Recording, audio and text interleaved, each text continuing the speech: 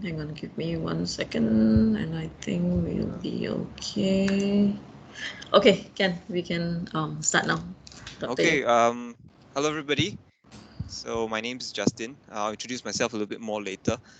So topic of my presentation is going to be rule-based compliance of Carpark designs. So it took a while for me to get the topic right because this is the first time that I'm presenting to this group, computational BIM. So when Wunwei reached out to me, I was a little bit um, puzzle. I will not say puzzle, but kind of a little bit trying to wonder what I was going to be presenting. So after some thinking, I thought, something that, perhaps some applications of what we were doing and how we use computational BIM to solve some of the problems that we face in construction and in the AEC industry in general. I thought that would perhaps be more relevant to this particular talk. So so the topic, as I mentioned earlier, is on rule-based compliance of Carpark designs. This was actually a collaboration with Wohab Private Limited. So we were quite thankful that Wohab actually proposed this particular topic a couple of years back, and I got one of my final year students, Mr. Nguyen Tuan Hoi. So he was the one who actually did most of the work here. So he's the real expert. I'm just a mouthpiece. Uh, Whenever people ask me whether I'm an expert in this, I beg to differ. I'm not a real expert. Interestingly enough, in NUS, I think we give our students a lot of ground, a lot of room to become their own experts. And I'm very happy that Hoi really took this on and really brought this to something that was quite usable. So so the content. I'm going to be introducing a little bit about myself. Again, I said this is the first time that I'm actually talking to this group, so I thought it would be good to just introduce myself and to introduce Hoi. And we'll talk a little bit about the objective and the methodology that we used in this particular computational BIM project, as well as some of the early verification and validation that we did. And finally, I'll just end off with a short video demonstration that Hoi actually pre-recorded that you can use to see how we did some of the computational BIM aspects of this project. Okay, so a little bit about myself. So I'm a senior lecturer in the Department of Civil and Environmental Engineering. So I'm Patrick's colleague, except that Patrick's from the Department of Architecture. So I got my PhD in NUS, and I subsequently left to the States to do a postdoctoral fellowship in Carnegie Mellon for a couple of years. I've had some experience in the industry. So I worked as a project management consultant after graduating, and I was also a BIM consultant. I actually teach a little bit in terms of computer-aided civil engineering, BIM and VDC, DFMA and productivity analytics, and any of the advanced construction courses offered by the Department of Civil and Environmental Engineering. I'm normally involved in that as well. So this particular project, I thought it would be a good shout out to a couple of people. One, my co-speaker, Hoi. So he was actually my final year student about 2 years ago now. So he did his Bachelor's of Engineering, and now he's currently employed as an engineer in AECOM Singapore. Our collaborators, I definitely have to give a shout out to them and acknowledgements to them. So in particular to Chao Hui, who is the chief architect over in Wohab, Eileen, Quet, Esther Leonardo and Esther Tan, as well as Hani Koloma from Wohab. So we worked quite closely with them, and we use the projects there to verify and to validate some of the computational BIM tools that we developed as part of this particular project. So just to characterize some of our research, in case you are interested, if you ever have an opportunity, I would love to talk to some of you guys on some of the things that we do. So primarily a lot of our research, very similar to what Patrick is doing, which is on computational parametric tools. So we use BIM a fair bit. We also work in terms of construction metrology, wherein we use LiDAR, photogrammetry to help us.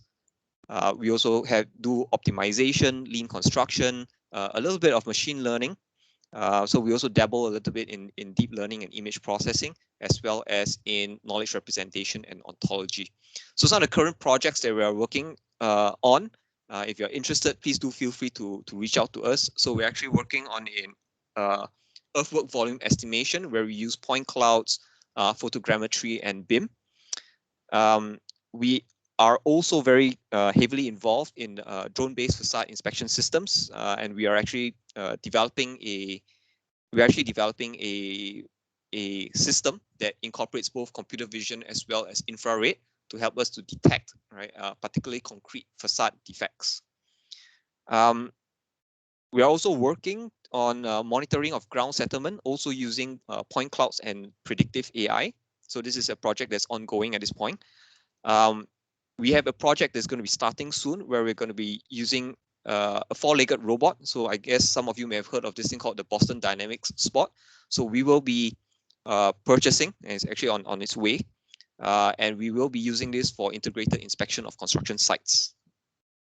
We also are working on another very big project wherein we are involved in the development of an autonomous robotic excavator for earthwork. And where BIM is concerned, right, personally, I'm actually working also on the structural BIM compliance system, wherein we are looking at code compliance from a structural perspective. Okay, so back to our problem, right? So this problem is actually on Carpark design. So the problems of Carpark design, for those of you who are aware, right? Today, Carpark design is still a very manual process. It's very complex because there's a lot of design iterations that's actually ongoing. So there's, we always need to relook at the design to make sure that we are meeting all the different requirements. And because of that, it's a very time-consuming process. And once in a while, we do get human errors when we do the design, right? So there's actually a need for a very stringent set of checks, right? System of checks that we have to put in place to make sure that our Carpark design conforms to the requirements. So what we wanted to do with this particular study was, well, we wanted to determine if it was feasible to use BIM and computational software, right, to automate this code checking process of the Carpark lots. So this was the objective that I gave to Hoy when he first started his final year project. And along the way, so what he did was he developed a program. Well, actually, it was a computational BIM program that could perform the different code checks, right? And he then tested to see its performance in terms of its accuracy. So how did we go about, doing this entire code checking process in BIM? So the first thing we actually did was we actually had to study the rules, right? Rule interpretation. And from this rule interpretation, right, what we learned from this rule interpretation, we then prepared our model accordingly. So there were actually, this was a slight difference in what people normally do, because they will take the model on, right? In existing frameworks, people will take the model on, and then once they know how the rules are, they will then apply onto the model. But what we are doing here, that's slightly different, is that we actually made changes to how the model was actually being prepared, and this allowed us to do a better rule checking. And then of course, then we ran the rules, and then we generated a report that could tell users, well, which were the rules that you were not meeting. So the first step that we did in terms of the rule interpretation, well, we referenced the code of practice from LTA, which is on the vehicle parking provisions, the latest version, 2019. And first thing that came to us was that, well, we realized that, in a lot of the rules that were in place, there was a need to actually differentiate between the perpendicular and the parallel parking lots. So this was the first problem that we had. How do we go about identifying, right, perpendicular and parallel parking lots? So as part of the research that we did, well, we fell back on a very basic knowledge representation framework that uses this thing called what we call the subject, object, and predicate to represent the different rules that we got from this code of practice. So as an example, right, of how we applied this subject, object, and predicate, right? So the first rule could perhaps be, well, how far away is a particular column from the parking lot, right? So we want to see whether or not the column is close to the parking lot, right? And this is one of the provisions in the code. So we identified, right, the subject and the object, right? So the subject was, in this case, was the parking lot. Okay, and we identified an object. So this could be referring to either a column or a wall, depending on how it's modeled.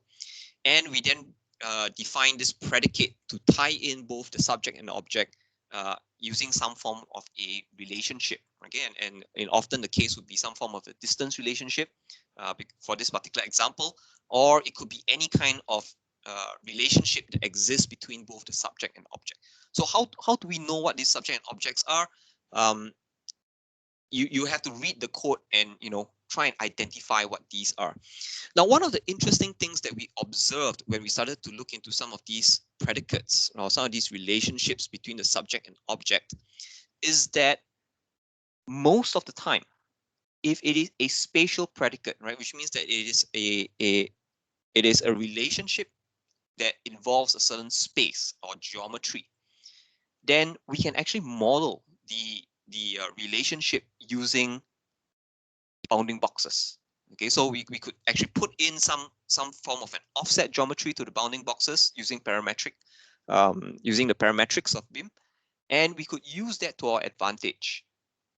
So for example, if I wanted to evaluate a safety distance, I could use this as an offset geometry, right, to expand the bounding box that covers a particular object. So this was one of the interesting observations that we made when we were looking at all these different spatial relationships between the different codes. So now that we understood what the rules were, then what we did was that we went back to the model and we said, well, since I now realize that that I actually need to put in, right, some form of bounding boxes, why don't I do that? So very nicely, the models that were prepared by our collaborators, a lot of them were all in Autodesk Revit. So we actually enhanced their existing models by putting in additional families, right? So we actually developed two other models, right? And there was a third, which are obstructions, which are models, which are elements which are already in BIM. So we actually introduced two other models. One is the parking lot, and the other is the driveway. So it's not that. So one of the nice things that Wohub did, I definitely have to give them credit, right, for what they've done, is that they have a beautiful parking lot family, and it's very, very nice. The only thing was a lot of the details were all in 2D, and what we did on top of that was that we expanded this thing into a 3-dimensional form. So that's where the building model preparation comes in. So we created a 3-dimensional model of a parking lot from the existing 2D detail families that they have. So these are examples of what we have done. So we created 3-dimensional models of the different parking lots. So one for perpendicular lots and another for the parallel lots. And in addition, we also created a slab model, right, to represent the driveway. And there was certain, and we actually put in certain information into this driveway model to help us, which we will explain slightly later, how we identified the perpendicular and the parallel parking lots. So the third step is the rule execution, followed by the reporting. So all these things, we did this all in Dynamo. So it was a very, very simple workflow that was devised by Hoy. So it's a very simple thing. You click on the parking lot, and when you select this parking lot, what the program will do is that it would find the adjacent or corresponding driveways to which it's connected to. And from there, it will do a further analysis based on the geometries, and it will check through all the different codes that they have before it finally establishes the final result. So I'm not going to go through in too much detail regarding the specific code checks. If you're interested, please feel free to reach out to us. Right, I'll be glad to share a little bit of what we have done over here. So one of the things that we did after we created all these models was that we went about trying to verify, right, what we did, to make sure that it was actually working. So we created a couple of case scenarios.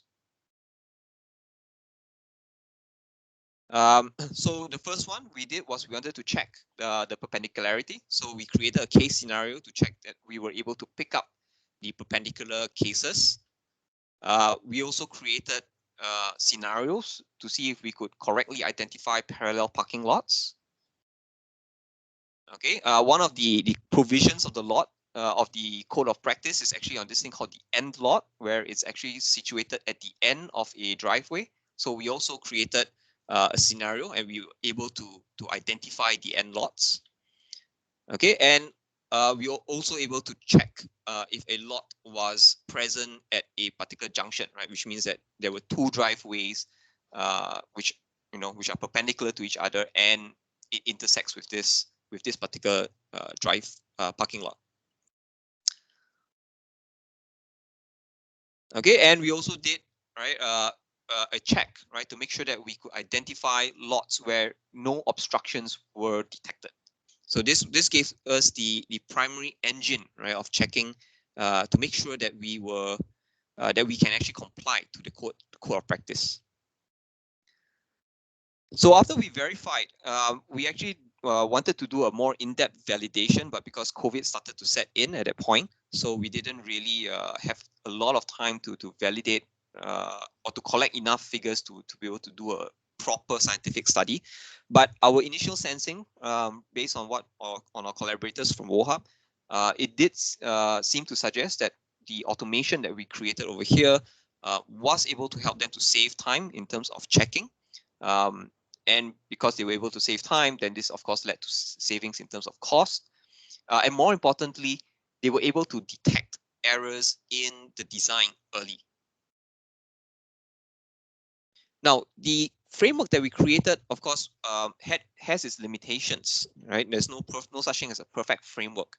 A few of the limitations that we actually faced, and we are hoping to address this in future implementations, right, together with Yeoh, is to deal with angled parking lots. At this point in time, if we have only identified perpendicular as well as the parallel parking lots, right? We have not talked about the angled parking lots yet. Now, some of the obstructions, are more complex than it is. So, for example, if you look at some of these, there are M&E objects, right, which are attached to the column. So when you start to have additional objects like this which attaches to the column, you can't simply take the column dimensions. So you actually have to create a larger bounding box that includes the M&E. So we didn't include this particular scenario, right? And definitely, if we were to include this particular scenario, this would have made our checking a lot more realistic. And the next limitation that we had was actually in terms of the shape and orientation of some of these obstructions.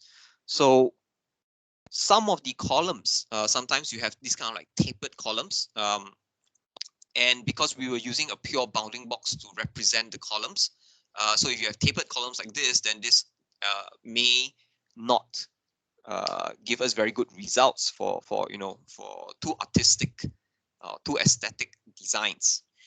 So this is something that we are quite confident that we can address in the next iteration of the framework. So we are working actively to try and do this. And one of the things that we actually do want to do with this is actually design optimization. Now that we can check, the question becomes, can we come up with better designs that are compliant? So this is something that we are actively working now. And if you're interested, definitely please reach out to us. I think there's a lot of things that we can talk about in terms of trying to talk about optimized car park designs for different building layouts. Okay, and so with that, I think it's time for me to show just a short, simple video demonstration of what Hoy has created. So he's going to walk us through a little bit about how he came about to help identify a perpendicular as well as a parallel parking lot. Okay, so let me switch my screen.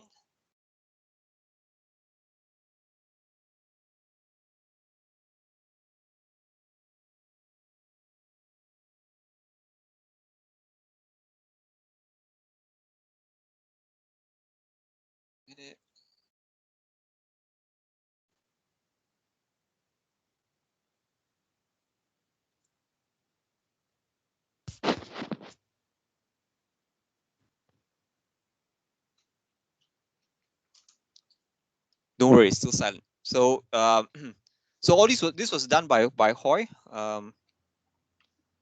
Okay, so let me go through with you the Dynamo workflow for the code checking algorithm. So firstly, let me just briefly go through with you the overview of this workflow. So this workflow is divided into 4 parts. The first part will be inputting in the parking lot that you want to check. The second part will be finding out its corresponding driveway. The third part will be the rule-based code checking algorithm itself. And the final part will show you the final result of the code checking. Okay, so first, we will need to input in the parking lot that we want to check. So this can be done by clicking change over here and go to the Revit model with all the parking lots and select one of them. So in this case, I will be selecting this parking lot. And then I return to the Dynamo and click run.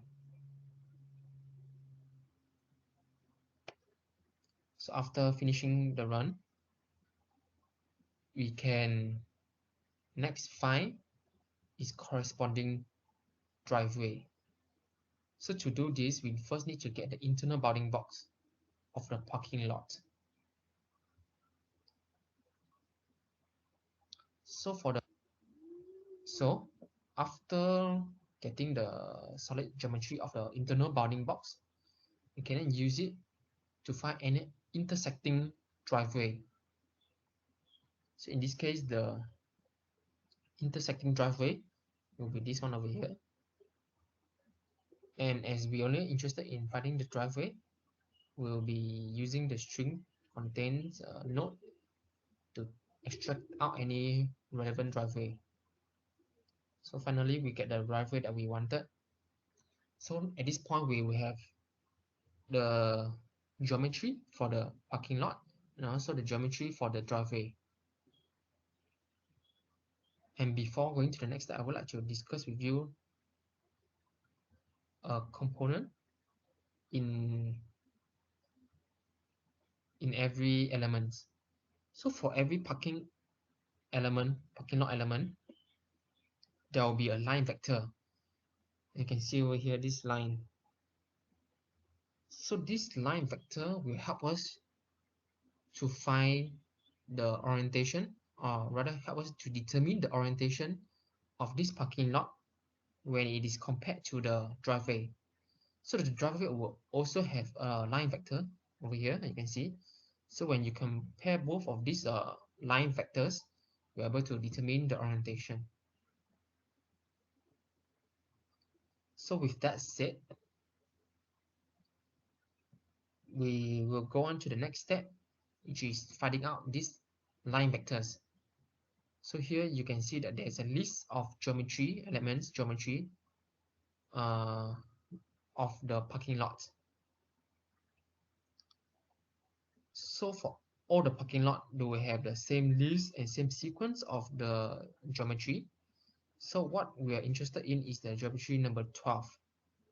So this geometry number 12 will represent the line vector of this parking lot. And this can be done in the same way for the driveway. So for the driveway, the vector line that we're interested in is under index number 2. And then we can extract out the line to get the line vector. So after getting the line vector for the parking lot and the line vector for the driveway, we are able to then compare them to determine if this parking lot is perpendicular or parallel.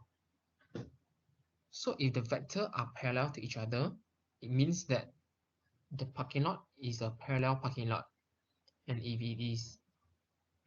they are perpendicular to each other, then it means that the parking lot is perpendicular parking lot. And it is also important to note that a parking lot can be adjacent to two different types of driveway. So let me just show you an example. So if you take a look at this driveway is actually adjacent to both the perpendicular parking lot and the parallel parking lot. So in this case, we are only interested in the perpendicular parking lot. So to do this, in the Dynamo workflow, we will use this system of nodes to determine the actual orientation of the parking lot. So let's say if this list shows a false and true, so false true, which means that it is both adjacent to a perpendicular driveway and a parallel driveway. The result will always show a false as a final orientation of this driveway. So false means that it is a perpendicular parking lot. In this case, there is only one driveway adjacent to it, so we will just use this driveway as the corresponding driveway.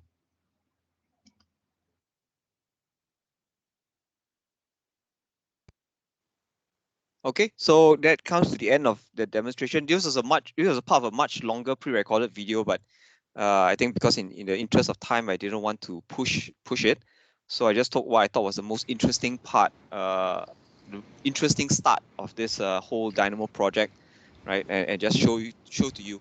So something that all these. I just wanted to leave you with an observation that a lot of the codes that we're checking, we can actually break them down into something that's really simple. Hoi, before he started, he had very little experience with Dynamo, right? But through the course of this project, he became really, really good at this, and he was able to actually check a lot of the things that were contained in the codes of practice. So it's a very usable, very useful tool to have to help you in your everyday work in the AEC industry. Okay, so with that, thank you all so much. Anybody has any questions? Thank you, Dr. Yeoh, for sharing a very insightful topic, how to do the car park layout, the kind of thing. I think it's I have a few of my students, my ex-students here, whom I used to teach last year. And I think if they know this existed before, I think they would want to grab their hands on how to do this, because they were working on a residential project last year as well. Oh, okay. Nice. Yeah, so I think it's a good thing that Dynamo actually have contributed much to this layout of car park layouts and things like that, which is very useful, I think, because many would think that car park is just okay, just tuck it in the basement and that's it, but it's more to it than that. Yes, It's more to definitely. it than that. Yes. I mean, I'll admit that I was one. I mean, being a structural engineer by training, I always underestimate, right? And then until I got onto this project and we realized that my structure has to change because my car park layout needs to meet certain requirements and stuff like that. Yes, I think it should be. Yes, it is. Okay, any questions from the participants here for Dr. Yeoh? How can they reach you, Dr. Yeoh, if they have any questions that they want to ask you? You have your email in the first slide, right? Yes, I do. Okay. Do you want me to share it? Yes, please.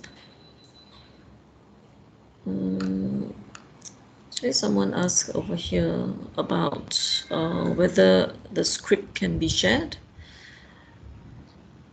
Whether the script can be shared, I will have to check back with you on that, because I have to check with my collaborators in the hub. Yeah. Sure. But I think, I mean, the script, it's less about the, okay, I mean, as an academic speaking, right, it's always less about the actual script itself. that once you catch the concept of it, right, you can actually replicate a lot of what has been done. I mean, a lot of things here is not rocket science. It's it's actually quite straightforward. Once you have thought through the whole process of how you're going to be doing this, it's actually quite straightforward. It's not very difficult. Just that you probably need to understand and have the right tools and all that. Yeah. Yes. There's another question. The script works based on a specific modeling standards. Can I apply the same to another model? Can you apply the same to another model? Okay, so that's the reason why we actually structure our workflow slightly differently. You will have to use the families that were developed from this particular model. I mean, as part of this particular project. So we created a couple of families. One was on the car park itself, the parking lot, and the other was actually the driveway. So driveway is something that typically not very commonly model, right, in a typical setting. So that's something that we had to put in. Thankfully, the driveways are quite straightforward to model, and doesn't take a lot of additional effort to do it. But unfortunately, it doesn't automatically do the code compliance, just out of nowhere kind of thing. Yeah. So that we have to load in the families that we created to be able to carry out some of the checks that we did. Right. Yeah, I think there was another Sheikh was actually mentioning about most likely the script need parking family as well. Yes. Right? Yeah, we had to create our own. Yes, you need to have that. Yes. Okay, anyone else? If not, then we can move on to the last speaker. Okay, for Dr. Chen, I think we will have to reschedule him on another date, but we will keep you all updated. Something actually cropped up, so we have to reschedule him. But Mr. Sam McElhinney from University of Creative Arts will be with you in a while. Sam, are you there? Yes, I'm here. Yeah, hi, Sam.